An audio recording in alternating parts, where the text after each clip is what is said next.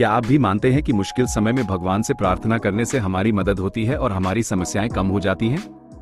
अगर आप इस बात से सहमत हैं, तो आपको एक दिलचस्प कहानी सुननी चाहिए।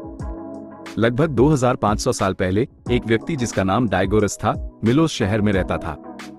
वह भगवान में विश्वास नहीं करता था। कुछ लोग उसे भगवान में विश्वास दिलाना चाहते थे।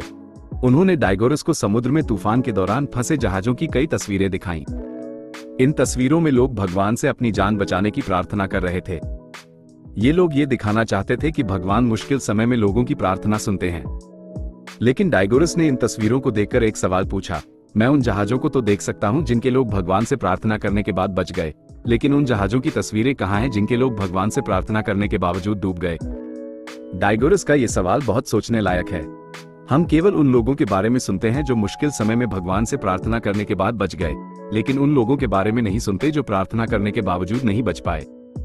इस तरह की सोच को उत्तरजीविता पूर्वाग्रह कहते हैं। इसका मतलब है कि हम केवल सफल लोगों या घटनाओं पर ध्यान देते हैं और असफल लोगों या घटनाओं को नजरअंदाज कर देते हैं। इस कहानी से हमें क्या सीख मिलती है? ये कहानी हमें सिखाती है कि हमें केवल सफलता की कहानियों पर ही ध्यान नहीं देना चाहिए, बल्कि असफलताओं से भी सीखना चाहिए। ये कहानी हमें ये भी बताती है कि हमेशा सबूतों के आधार पर ही कोई निष्कर्ष निकालना चाहिए। क्या आप इस कहानी से सहमत हैं? क्या आपको लगता है कि डायगोरस का सवाल सही था?